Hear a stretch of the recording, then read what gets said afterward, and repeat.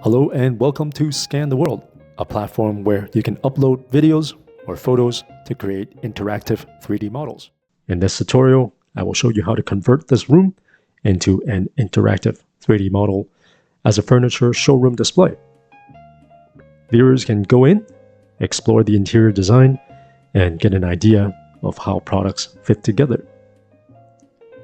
This is the workflow we will follow: capturing the video for 3D scanning, uploading this onto our platform for AI to generate the 3D model. Next, we'll use our platform to edit this 3D model, add custom annotations and camera angles.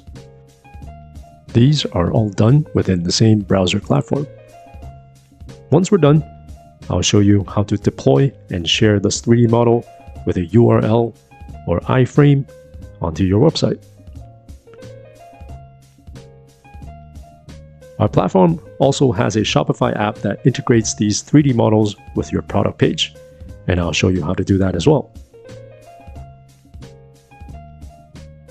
What you'll need for this tutorial: a video recorder like a smartphone, and sign up for the Scan the World platform. The link is attached in the description. Step 1. Capturing the video. You want to avoid doing stationary panning because it's very easy to miss certain spots in the scene, and also the 3D model will only look nice if the viewer views it from that exact angle. So what you want to try and do is make big circular revolutions around the center of your scene. Shoot it at different levels. I usually do 3, a low, medium, and a high. This makes sure I capture everything in the scene, and also the 3D model will look nice from every angle. Okay, so back at the Scan the World platform, we can click New Model and drag and drop the video that you just took. There's a warning here. We only currently accept videos under 3 minutes. So if it's over that, we'll help you trim it and only use the first 3 minutes for the reconstruction. So we'll click Continue and we'll click Upload.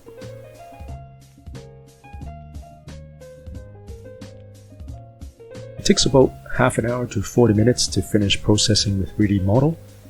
Once it's finished, you click My Dashboard. You see all the models that you've created, and the one we just made is the one on the top left. We'll click that. Once it finishes loading, you can see it just looks like a ball because that is the sky sphere. It captures the environment around the scene. You'll have to roll your mouse wheel all the way in to see the 3D model that you created. You can double click to center the rotation points. So right now I'm rotating about the cushion in the middle. Let's say I want to do the blue chair. Double click, and now I'm revolving around that. You can see that I've captured the whole room, and if we only want the objects in the center, I'll show you how to edit that. To do that, we will go into Edit Model. You will just see a ball. We have a editing wizard that we made to try and make it easier for people with no 3D experience. Once you click that, you can see that automatically goes into the top view. We'll scroll the mouse wheel inwards, and you can see a message here: please select the parts to keep. So by default, it's a rectangular selector, box selector. Once you selected the parts you want to keep, you can click Delete, and then Next. Once you go Next, it will go into the front view. Again, we'll repeat the process. Right click allows you to pan, mouse wheel to zoom, and then left click and drag the mouse to create the box. Again, I've selected the parts I want to keep, and I'll delete the ones I don't want. Click Next again, and now it goes into the right side view. I'm pretty satisfied with this, so I will just click Next and I'll close the message box. This is the part after the editing wizard, which is a free-form editing. So there's a few tools that you could use. There is the rectangular selector that we just used. There is the brush with the shortcut B, and you can swipe at the splats that you don't want and press the delete key. on your keyboard to delete them. Press B again or Q, and that would select the hand tool so you can freely revolve around the scene. There's also a lasso tool, which you can use the gizmo on the top right to go into the top view, the right view, or the front view. So I'll go on the top view and I'll use the lasso and I'll draw a circle around the carpet, just roughly, to demonstrate what this tool can do. Now I've selected the inside. That's not the ones I want to delete, that's the ones I want to keep. So once you're outside the wizard, it goes back into the normal state, which is selecting points. So there's a button over here that says invert selection. Once you press that, it will select everything that wasn't selected before. So everything outside of the carpet I have selected now, and I'll press delete. I'll press Q to go back into the hand mode. And now let's say that is good enough. I'll just do one more to clean up the bottom. There are other options here. If on the first load, let's say you skip the wizard and you don't know where you went, let's say you got lost, there is a reset camera on the right hand side. Click that, it'll bring you back into the origin, and your model should be somewhere around that point. There are different options here. The splat mode, so you can press the spacebar, that would activate the splat modes. Press spacebar again, and these are the point modes. It's more difficult to show you now because I've cleaned it up, but you can see some points over here.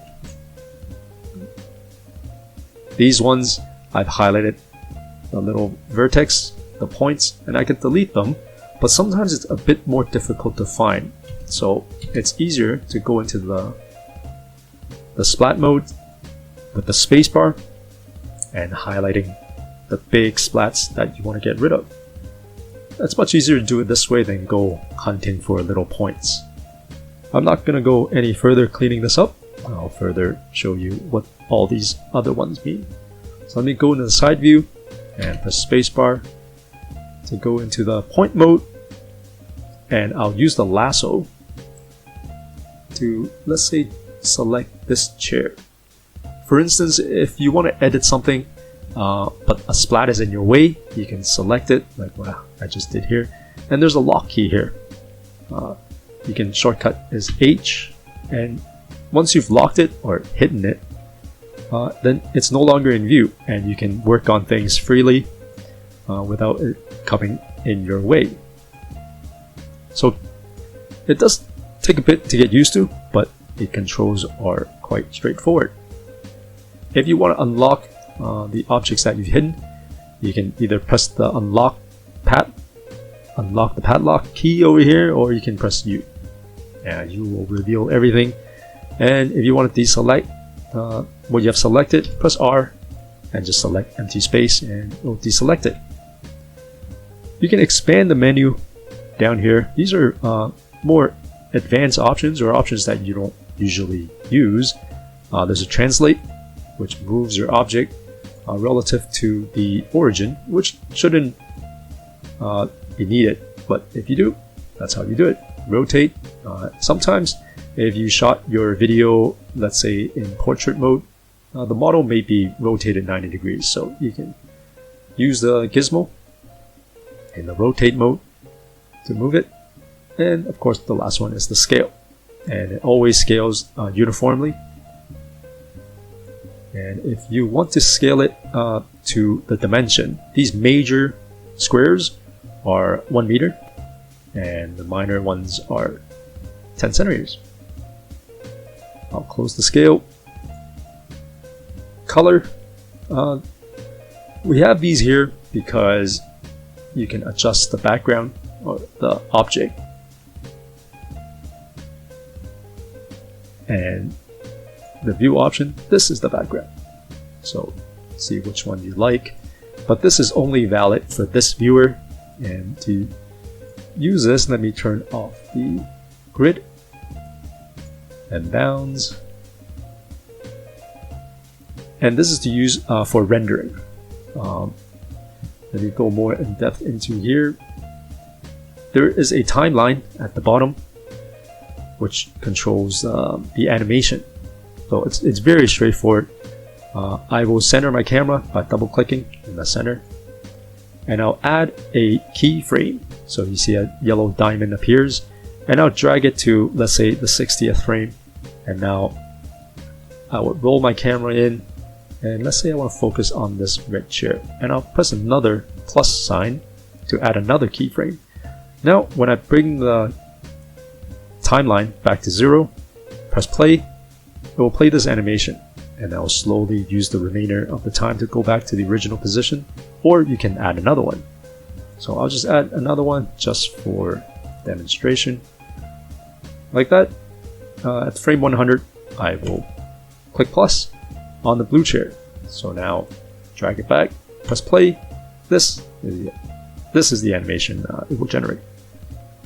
So what you can do is press render, and whether or not you want an image of the current frame, or you can do a video. And there are various resolutions. We've customized a couple for Instagram, a square and a portrait style. Once you select that and click render, it will render that whole sequence, and you'll save it onto your device. If you want a shorter video, this timeline is too long or short, you can customize it over here, and it's defaulted to 30 frames a second. Once we are done editing or rendering and all that fun stuff, you'll have to save it, and it always creates a new file, and you can rename that. I'll just leave the name as is. It will append the -edit to differentiate what file we have. Click OK, and it will begin saving.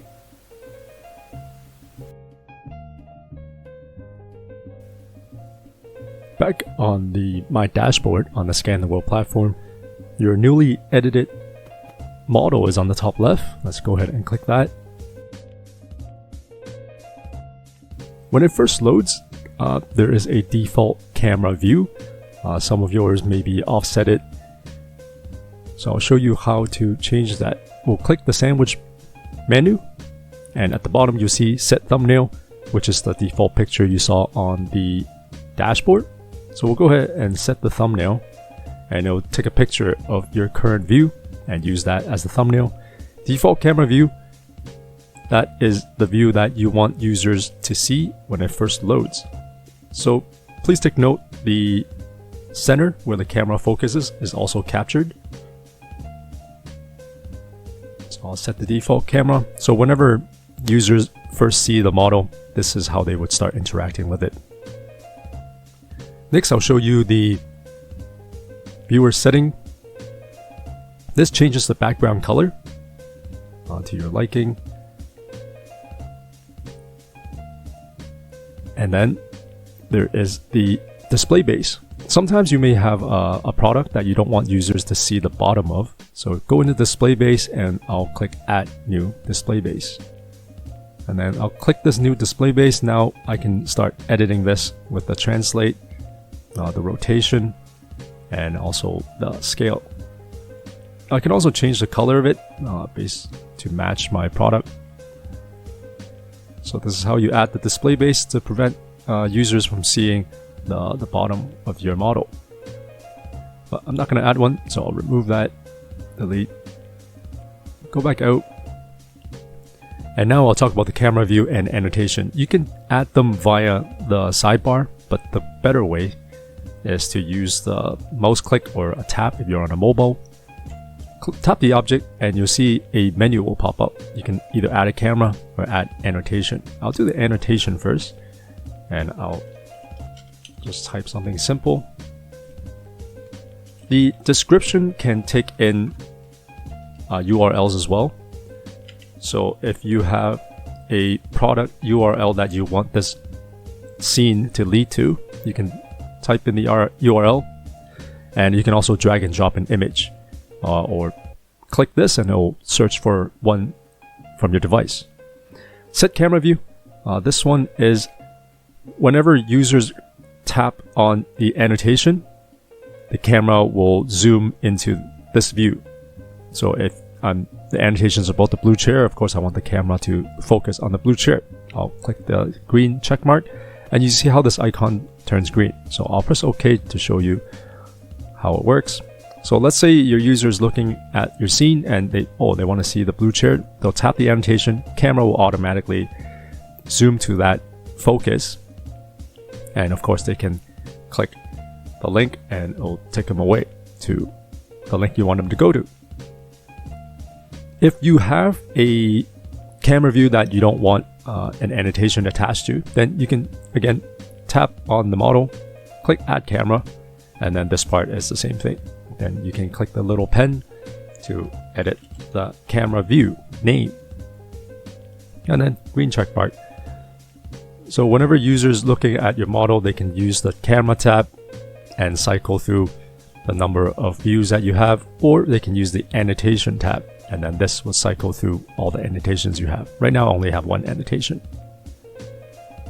Once you're finished, you'll have to press save, and this saves it into the cloud. I've gone ahead and added a few more annotations to show how it sequences through.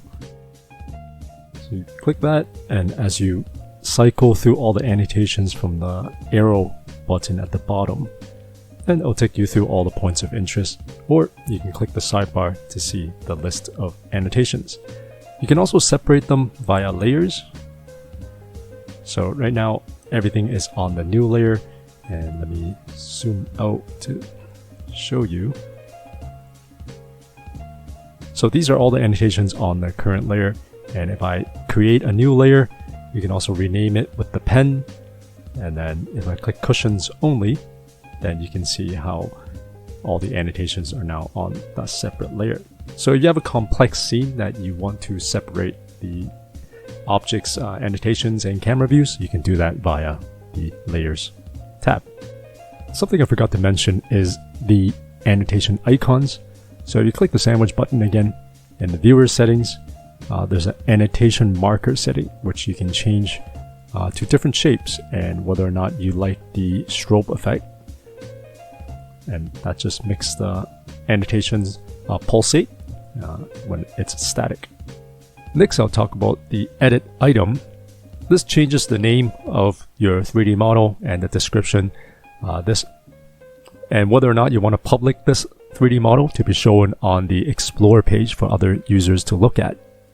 These description and title are shown at the bottom whenever users look at your 3D model on our platform. There's a download feature that you can download your 3D model. You can share it with the URL. So that's just the URL that brings them to this page, or you can embed it.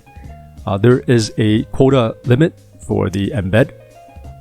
So once you enable that, it'll have the watermark that you can turn off if you're on the more advanced plans, and then the viewer URL, which is the same as a share, or you can do the iframe, which you can plug into your website.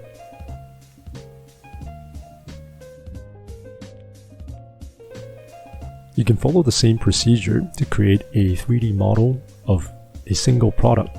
This will increase the resolution and quality. And if you want to insert that into your Shopify store, you can go to our Shopify app page and install that into your store. I'll make a separate video to detail the instruction on how to do that. Once you've installed the app on your Shopify store, you'll see a dashboard with the list of your products, and you can link that 3D model to your product. So you end up with a product page like this that has all the photos, but also the 3D model of the product. And if you take the URL over here and copy that and go back to your furniture scene and click the red chair, I'll edit this annotation by pressing the little pencil, and I'll insert that URL into the description.